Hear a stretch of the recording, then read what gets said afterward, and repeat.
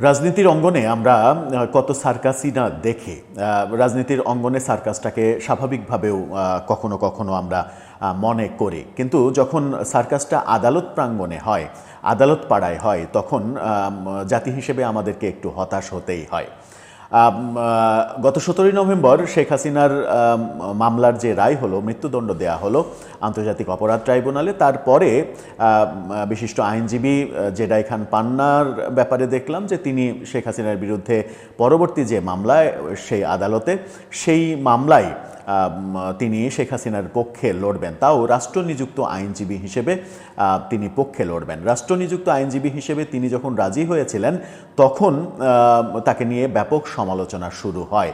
প্রশ্ন ওঠে যে তিনি আসলে শেখ হাসিনার পক্ষে লড়বেন নাকি রাষ্ট্রের পক্ষে লড়বেন, রাষ্ট্রের দেয়া প্রেসক্রিপশন অনুযায়ী কাজ করবেন।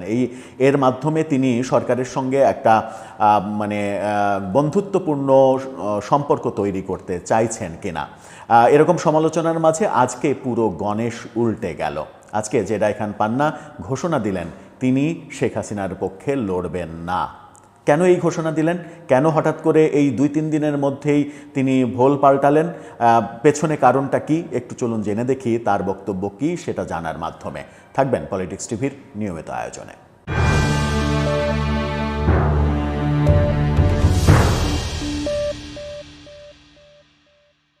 দর্শক, বলছিলাম আদালত পাড়ার সার্কাসের কথা। জেডাই খান পান্না কদিন আগেই রাষ্ট্রনিযুক্ত আইনজীবী হলেন তিনি, এবং শেখ হাসিনার পক্ষে লড়বেন তিনি, এরকম ঘোষণাও দিলেন।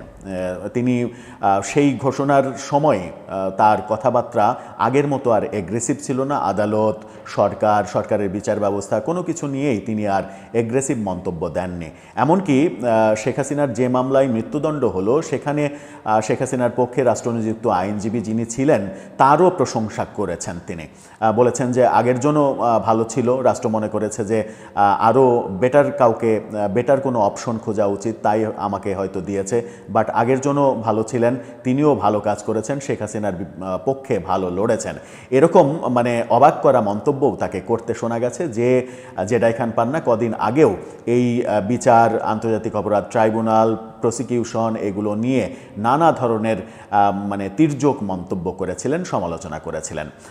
হঠাৎ করে তার সুর পাল্টে যাওয়া দেখে অনেকে মনে করেছিলেন যে সরকারের সঙ্গে এক ধরনের সমঝোতা তৈরি করেছেন। তাকে ঘিরে যেহেতু বহু অভিযোগ, বিশেষ করে মঞ্চ 71 সংগঠনকে নিয়ে যে আওয়ামী লীগ পুনর্বাসন করা হচ্ছে তার নেতৃত্বে, এরকম অভিযোগের প্রেক্ষিতেই হয়তো সরকারের সঙ্গে তিনি ব্যাকডোরে কোনো সমঝোতায় গিয়েছেন। না হলে রাষ্ট্রনিযুক্ত আইনজীবী তিনি কেন হবেন? শেখ হাসিনার আগের মামলায় রাষ্ট্রনিযুক্ত আইনজীবী যে কাণ্ডকারখানা করেছেন সেটা ব্যাপক সমালোচিত হয়েছিল।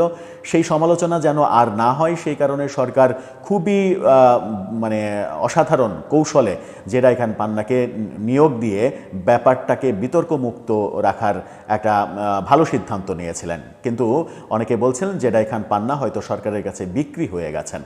আজকে হঠাৎ করে তিনি জানালেন যে তিনি আর আইনজীবী থাকছেন না। কেন তিনি থাকছেন না? কালের কণ্ঠ এই খবরটা নিশ্চিত করছে। কালের কণ্ঠ বলছে শেখ হাসিনার পক্ষে আদালতে লড়বেন না জেডাই খান পান্না। কি বলেছেন তিনি? একটা ভিডিও বার্তায় তিনি যেটা বলেছেন যে আদালতের ওপর শেখ হাসিনার আস্থা নেই, সেই আদালতে আমি তার পক্ষে লড়াই করব না। আমি এই ভিডিও বার্তার মাধ্যমে বিষয়টি জানালাম। রাষ্ট্র আমাকে শেখ হাসিনার আইনজীবী হিসেবে যে নিয়োগ দিয়েছে তার ফরমাল চিঠি এখনও আমি পাইনি। চিঠিটি পেলে আমি ফরমাল ওয়েতে পদত্যাগের বিষয়টি জানাবো। তিনি বলেন, সম্প্রতি আমার বন্ধু অ্যাডভোকেট ফজলুর রহমানের বিরুদ্ধে আদালতে মামলা হয়েছে, আমি এই মামলায় ফজলুর রহমানের পক্ষে লড়ব। ভিডিও বার্তায় দুদকের মামলায় দণ্ডপ্রাপ্ত সজীব ওয়াজেদ জয় ও সাইমা ওয়াজেদ পুতুলের পক্ষেও আইনি লড়াই করার ঘোষণা দিয়েছেন তিনি। অর্থাৎ জয় এবং পুতুলের পক্ষে আইনজীবী হিসেবে লড়বেন, কিন্তু শেখ হাসিনার পক্ষে আইনজীবী হিসেবে লড়বেন না। তাহলে পেছনের কারণটা কি? কোন কারণে তিনি এই সিদ্ধান্ত নিলেন? সেটা একটা বড় প্রশ্ন। তাহলে কি তিনি গত কয়েকদিনে যে পরিমাণ সমালোচনা তাকে সহ্য করতে হয়েছে, একটা সামাজিক যোগাযোগ মাধ্যমে একটা ভিডিও দেখলাম যে প্রবাসী এক সাংবাদিক তাকে ফোন করেছেন, ফোন করে তার কাছে জবাবদিহি চাইছেন যে আপনি এই আদালতে রাষ্ট্র কর্তৃক নিয়োজিত আইনজীবী হয়ে, শেখ হাসিনার পক্ষে রাষ্ট্র নিযুক্ত আইনজীবী হয়ে যেটা প্রমাণ করলেন সেটা হচ্ছে যে এই আদালতকে আপনি বৈধতা দিয়ে দিলেন।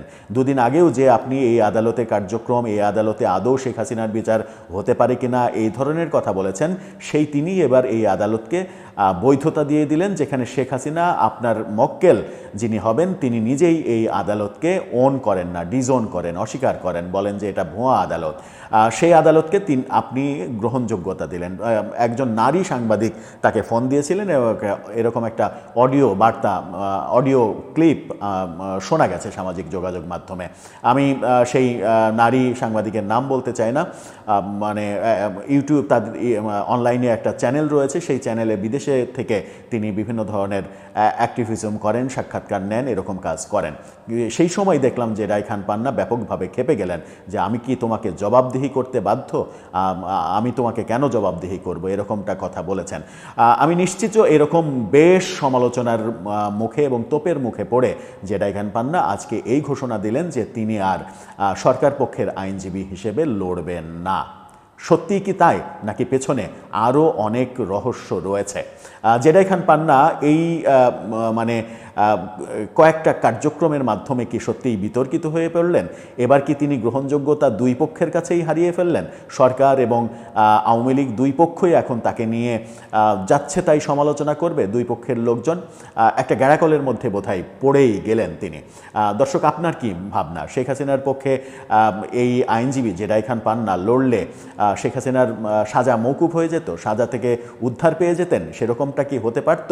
নাকি ব্যাপারটা এরকম হতো যে সরকারের একটা স্ট্রং পজিশন তৈরি হতো যে শেখ হাসিনার পক্ষে লড়াই করার জন্য শেখ হাসিনাপন্থী মানে বিচার, মানে কি বলবো, যে আদালতে আইনজীবী হিসেবে শেখ হাসিনার পক্ষের অনুসারী একজন মানুষকেই আমরা দিয়েছি, সুতরাং এখানে কোনো মানে প্রশ্ন থাকতে পারে না, এটাকে কেউ নেগেটিভ হিসেবে উপস্থাপন করতে পারে না।